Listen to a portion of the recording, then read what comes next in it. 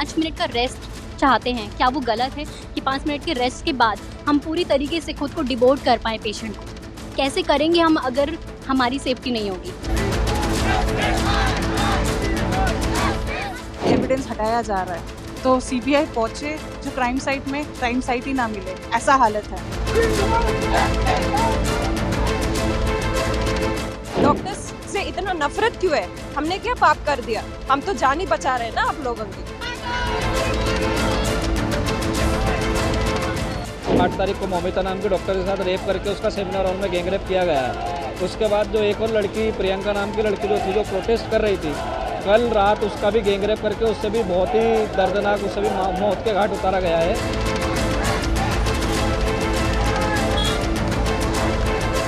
हम लोग 2-2, 3-3 दिन का काम करते हैं। इमरजेंसी में एक लड़की अकेले 5 लोगों से भिड़ती है और 100 अटेंडरों से एक साथ लड़ती है।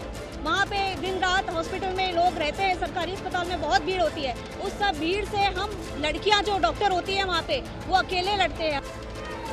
कोलकाता में महिला ट्रेनी डॉक्टर के साथ हुए दुष्कर्म से पूरे देश में आक्रोश है।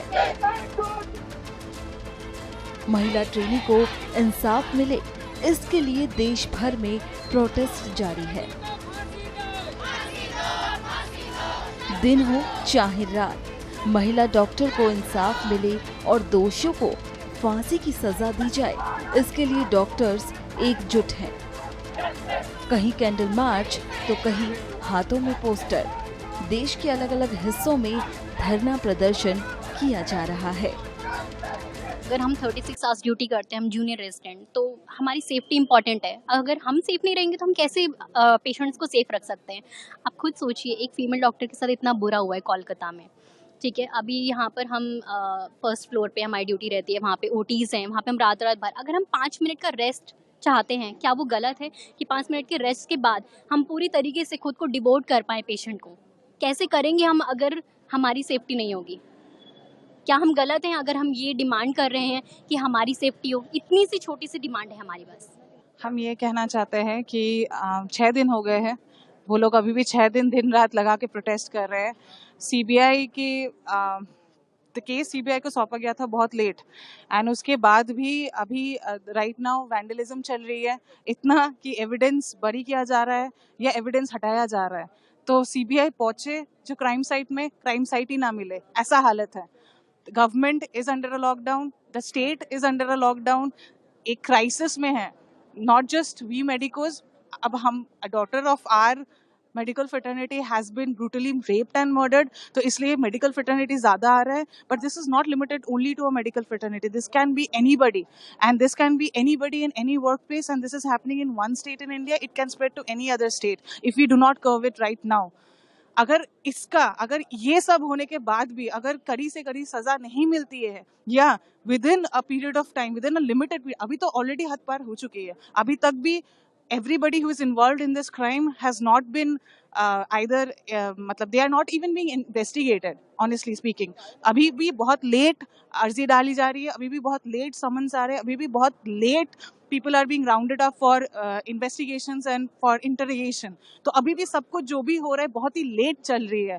तो everybody has to wake up, the entire India has to wake up, because after this epitome of this event, अगर ये भी हद पार नहीं है, अगर ये भी लोगों को लग रहा है कि काफी नहीं है for everybody to stand together, then I don't know what it is, है ना? ये the government is letting you down, the people are letting you down, we doctors, we are supposed to be serving you, है ना? That is our duty, but that doesn't mean you misuse us while we are doing our duty।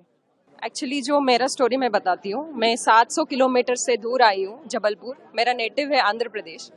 हम ये सोच के आए कि हम बहुत बड़ा कॉलेज में सीट मिला है और हम अच्छे पढ़ के जाएंगे इधर से और अच्छे काम करेंगे, और हमको ये जानने मतलब ये मिला है जो ड्यूटी करते उधर हमको सिक्योरिटी नहीं है, और हम ड्यूटी करने का और ड्यूटी करने, वो जो इंसिडेंट हुआ, वो जो घटना हुआ, इन पे कुछ सीरियस एक्शन भी नहीं लिया जाए, और ऊपर से गूंज भी आ रहे। 1000 लोगों ने आके जो जान बचाते उनको, उसकी जान खतरा में है, और कुछ एक्शन ही नहीं है सीएम से, ना गवर्नमेंट ऑफ इंडिया कुछ रिएक्ट कर रही है। एक जो अभी रिसेंटली एक अंबानी का शादी हुआ, जिसका इतनी इंस्टाग्राम, सोशल मीडिया, फेसबुक इतना इनको फेमस किया, लेकिन एक डॉक्टर जो वो ड्यूटी करने गए, इनको कुछ सेफ्टी के लिए कुछ भी मेजर्स नहीं लिया, और गवर्नमेंट ऑफ इंडिया क्यों नहीं रिएक्ट कर रही है, हमको ये जानना है। इतना क्या है, इतना क्या सपोर्ट कर रहे हैं आपकी गवर्नमेंट की, आपकी पॉलिटिकल ऑफिशियल्स की, आपकी मिनिस्टर्स की, क्यों इतना कवर करने का क्यों कोशिश कर रहे हैं, हमको ये जानना है। और अब इतना पूरा इंडिया, पूरा दुनिया, डॉक्टर्स बाहर है और कुछ फिक्र नहीं है गवर्नमेंट को, और हमारा जान का कुछ ये नहीं है, और इतना क्यों अगेंस्ट है पूरा दुनिया, पूरी। मैं पब्लिक से ये पूछ रही हूँ, डॉक्टर्स से इतना नफरत क्यों है? हमने क्या पाप कर दिया? हम तो जान ही बचा रहे हैं ना आप लोगों की, हमने 24 घंटा ड्यूटी तो कर रहे हैं ना, हमने ये कुछ नहीं किया, हम आपको जान के खतरे में कभी नहीं डाला, हमने तो बचा रहे हैं आप लोगों का। पब्लिक से क्या नफरत है? ये पूरा क्वेश्चन हम गवर्नमेंट ऑफ इंडिया का कर रहे हैं, नरेंद्र मोदी से कर रहे हैं, और पूरा गवर्नमेंट और पब्लिक से कर रहे हैं, और हमको ये आज की आज ही और सजा मिलना चाहिए, और हमको आंसर भी चाहिए। जब तक हम स्ट्राइक नहीं रुकेंगे, no justice, no duty and no justice. वहीं देर रात इंदौर में हुए धरना प्रदर्शन में कोलकाता रेप मर्डर केस के आरोपियों को फांसी की सजा दी जाए और वी वांट जस्टिस के नारे लगाए गए। उत्तराखंड में देहरादून में यहाँ पे एक नर्स के साथ वापस जब वो रास्ते से जा रही थी तो उसके साथ रेप करके उसका भी मर्डर किया गया है। और उत्तराखंड में जो 8 तारीख को मौमिता नाम की डॉक्टर के साथ रेप करके उसका सेमिनार हॉल में गैंग रेप किया गया है। उसके बाद जो एक और लड़की, प्रियंका नाम की लड़की जो थी, जो प्रोटेस्ट कर रही थी, कल रात उसका भी गैंग रेप करके उससे भी बहुत ही दर्दनाक, उससे भी मौत के घाट उतारा गया है। और आज भी ऐसा सुनने में आया कि दिन में एक लड़की जो और प्रोटेस्ट कर रही थी इसी के अगेंस्ट, उसे भी आज दिन में रेप करके उसका भी गैंग रेप हुआ है। तो अभी तक टोटल 3 हत्याएं हो चुकी है। अभी तक बंगाल सरकार में कोई भी हरकत नहीं है। पेन इंडिया लेवल पे ये प्रोटेस्ट चल रहा है। आज हम लोगों ने, हमारे साथ मेडिको के साथ साथ नॉन मेडिको साथी भी हमारे साथ जुड़े हुए हैं, उनमें भी बहुत आक्रोश है। यदि बंगाल सरकार ने अभी तक दोषियों को फांसी की सजा नहीं दी, सेंट्रल गवर्नमेंट इसके अगेंस्ट नहीं आई, तो अभी तक हम लोगों ने केवल ओपीडी और आईपीडी बंद की थी, और 48 घंटे के अंदर हम सारी इमरजेंसी सेवा भी बंद कर देते हैं। और अभी हम लोग पीसफुली कर रहे हैं, आगे जाके हम और आक्रोशित मोड पे भी आ सकते हैं। मेरे जो इस कलीग का एक बंगाल में अभी एक इंसिडेंट हुआ है, वो उसने हम लोगों को डरा के रख दिया है। किस जगह पे वो थी, उस जगह पे आज हम भी हैं। हम लोग भी वही उसी स्थिति में रहते हैं, हॉस्पिटल में वही कंडीशन में रहते हैं जिस कंडीशन में वो रहती थी, और उसके साथ जो हुआ उसने हमको अंदर तक झकझोर कर रख दिया है ना। उससे हमारी नींद, चैन सब कुछ उड़ गया है। और कोई निर्भया के बाद जो कानून आया है वो हमारे हॉस्पिटल वर्कर्स के लिए, उसमें कुछ अलग से नहीं है। हम लोग जिस कंडीशन में काम करते हैं वो शायद लोगों को पता नहीं है। हम लोग 2-2, 3-3 दिन तक काम करते हैं। इमरजेंसी में एक लड़की अकेले 5 लोगों से भिड़ती है, वो 100 अटेंडरों से एक साथ लड़ती है।